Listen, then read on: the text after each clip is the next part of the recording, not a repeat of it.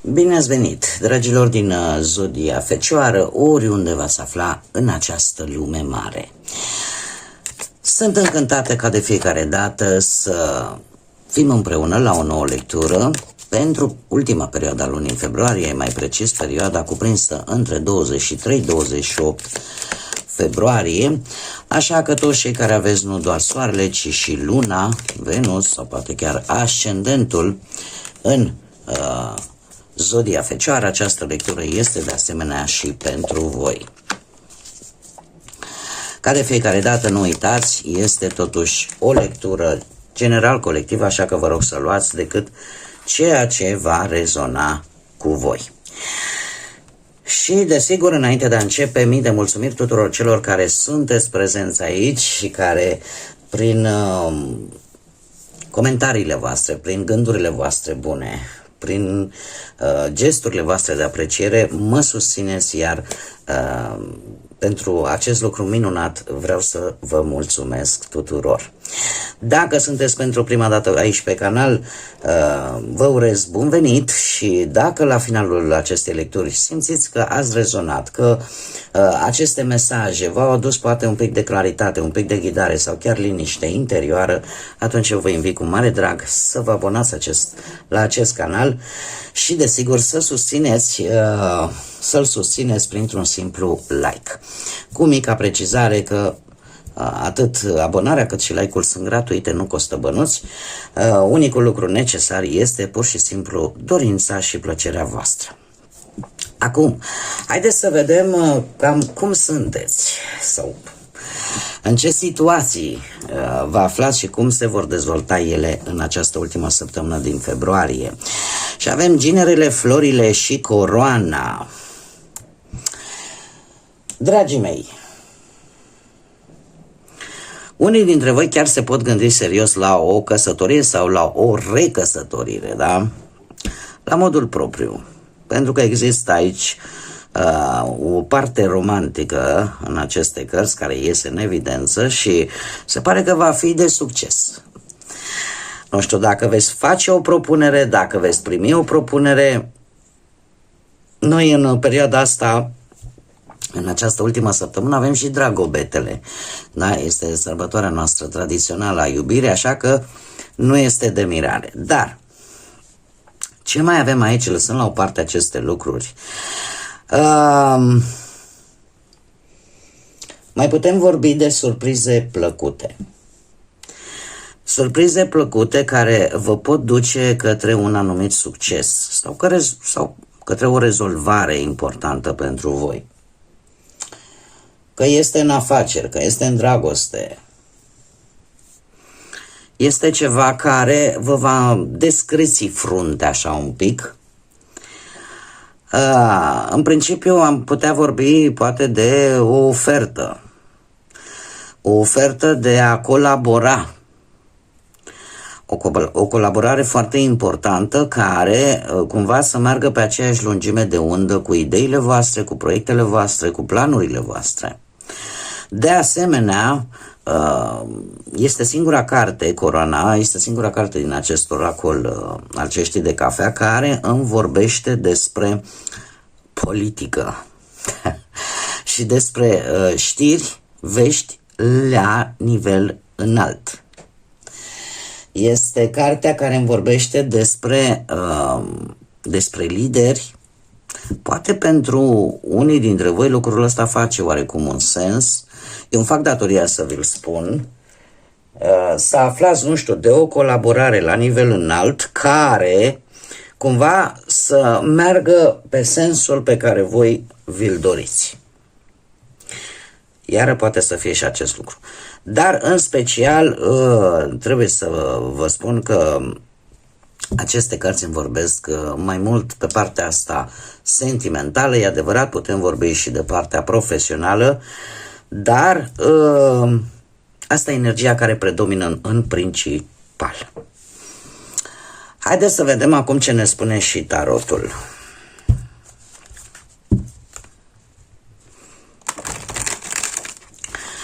Ce vine pentru dragii mei din Fecioară în săptămâna 23-28 februarie?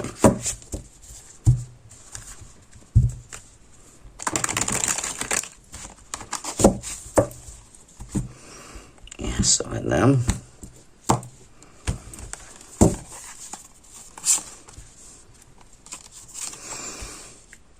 Interesantă provocare pe care se pare că aveți șansa să o duceți și la bun sfârșit. Provocarea pentru voi este aceea de a ieși dintr-o gândire care vă blochează. 8 de spade este cartea renumită pentru senzația că ești prins, blocat, că nu poți lua anumite decizii pentru că nu vezi lucrurile foarte clar. Și probabil că această provocare are și ea importanța ei. Poate că în ultima vreme unii dintre voi sau mulți dintre voi ați văzut lucrurile în modalitatea voastră și nu neapărat cum erau ele în realitate. Iar această săptămână pentru voi este o săptămână care vă spune ieși din această gândire negativă în care te-ai închis. Posibil, nu știu, să vă confruntați la nivel de muncă cu situații pe care deja nu le mai puteți suporta sau pur și simplu îți dai seama, domne, ce fac? O suport așa cum este sau mă apuc și schimb ceva? Și asta poate să fie o provocare sau poate că, nu știu, pe partea banilor. Să te afli într-o situație în care să nu vezi o ieșire. E mai mult o senzație că nu poți ieși din această situație, din acest cerc negativ. Pentru că totuși lucrurile în realitate e posibil să nu fie atât de grave, poate pe cât le vezi tu, sau să existe într-adevăr răspunsuri, să existe anumite rezolvări pe care nu le vezi tocmai pentru că e un autoblocaj mental, că nu se mai poate face nimic. Și mai ales dacă persistă de ceva vreme. Eu numesc această carte, pe bună dreptate, dat fiind energia pe care o reprezintă, atracție universală. E ca și cum odată ce gândești numai negativ, nu ai cum să atragi decât o energie negativă. Deci ți se cere o recuperare a optimismului. Și asta indiferent de aspectul vieții. Și vedem acest lucru, există resurse, avem soarele, nu știu dacă unii dintre voi aveți zodia leu pe ascendent posibil, dar asta ar fi cu atât mai mult. Dar trebuie să vă spun că resurse există și eu aș spune că este o carte de bun augur. Este ceva care vă poate ajuta să ieșiți din acest cerc negativ și să vă recăpătați optimismul.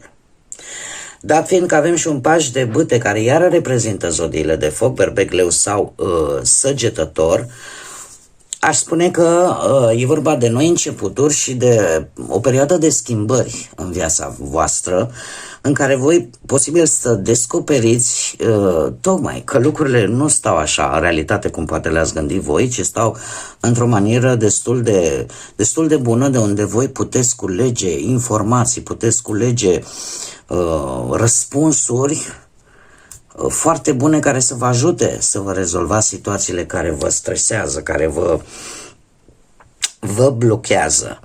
De asemenea, aș mai spune că această săptămână pentru voi este o săptămână în care efectiv vă dați seama cum trebuie să acționați. Vă dați seama că în sfârșit se poate rezolva ceva, că viața voastră se poate schimba într-un mod pozitiv. Și eu zic că asta e cel mai important. Nu știu, haideți să o luăm așa pe bucăți, nu știu, dacă vorbim de muncă, putem vorbi de o săptămână chiar foarte bună pe plan profesional, în sensul că puteți găsi ceva de muncă, o puteți lua de la capăt în cazul în care sunteți în căutarea unui job sau într-un fel sau altul îți deschide perspectiva. Da? Orică vine sub forma unei idei noi, dar mult mai clare, orică vei găsi soluții la problemele care te frământă pe natură profesională, lucrurile astea se pot întâmpla. Bani. Pe partea banilor aș spune că sunt niște bănuți care pot ajunge la voi în această săptămână și orică e printr-o recuperare, să recuperați o sumă, aici aș putea să spun că are un pic de rol și norocul sau hazardul, să spunem.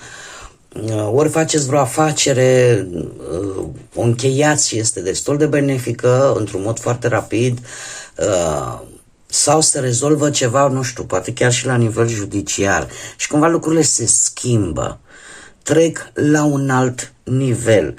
Chiar dacă pentru asta îți dai seama că, cum să spun eu,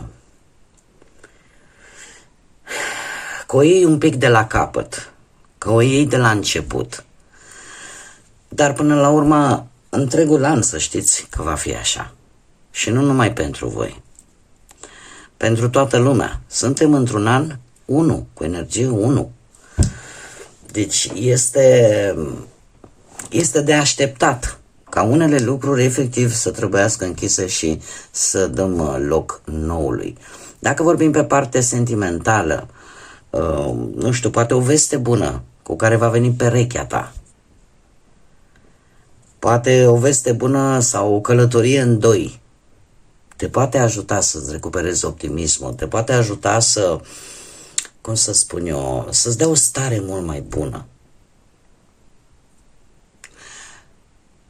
Sau poate chiar va întări și mai mult relația actuală. Și te ajută să ieși din această teamă pe care poate te blochează și din care, cel puțin, eu sper din tot sufletul să ieșiți.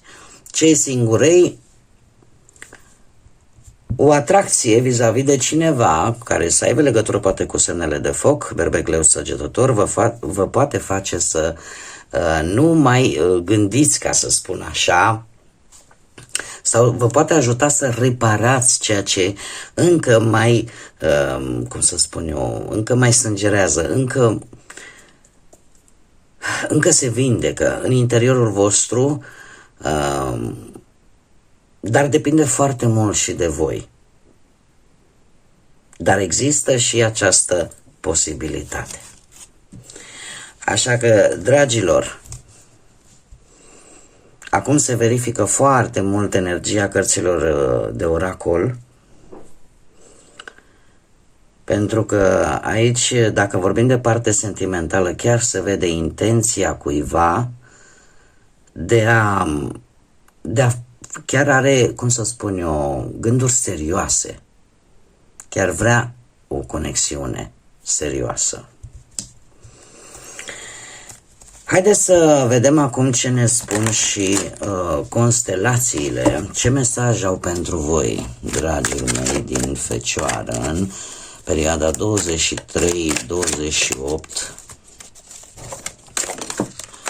februarie. Ia să vedem. Și avem constelația Balanței și spune așa: justiție și dreptate.